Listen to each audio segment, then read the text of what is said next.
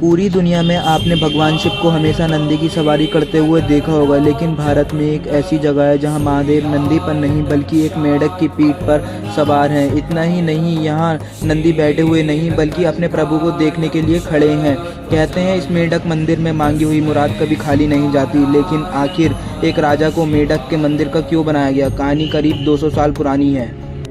उत्तर प्रदेश के ओयल रियासत की है। वहाँ के राजा ख्यावत सिंह बहुत प्रतापी थे, लेकिन वो कुदरत के आगे हार चुके थे। उनके राज्य के सूखा पड़ गया था, प्रजा पानी के लिए तड़प रही थी और दूसरी तरफ राजा अपना आंगन सूना था।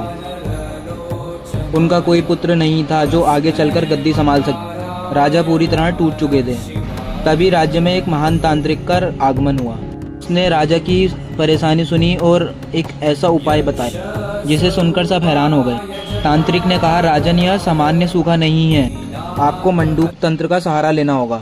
मेंढक की वो जीभ है जो बादलों को बुलाता है। आपको एक ऐसा मंदिर बनवाना होगा जो मेंढक की पीठ पर टिका हो। राजा ने तांत्रिक की बात मान ली।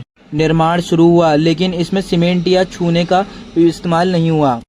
मंदिर को अमर बनाने के लिए पत्थरों को औरत की दाल गुड़ के पेस्ट से जोड़ा जाता। जमीन से 100 फीट ऊपर एक विशाल पत्थर के मेंढक की आकृति बनाई गई और उसी के ऊपर एक भव्य मंदिर खड़ा किया। मंदिर बन तो गया, लेकिन प्राण प्रतिष्ठा के लिए राजा खुद नर्मदा नदी से पवित्र नर्मदेश्वर शिवलिंग लेकर आए और फिर वही हुआ जिसका सबको इंतजार था। जैसे ही पूजा शुरू हुई, आसमान से काले बादल छा गए और राज्य में झमझमा बारिश होने लगी। इतना ही नहीं, कुछ समय बाद राजा का पुत्र रत्न की प्राप्ति भी हुई। आज भी यूपी के लखीमपुर खीरी में यह मंदिर शान से खड़ा है।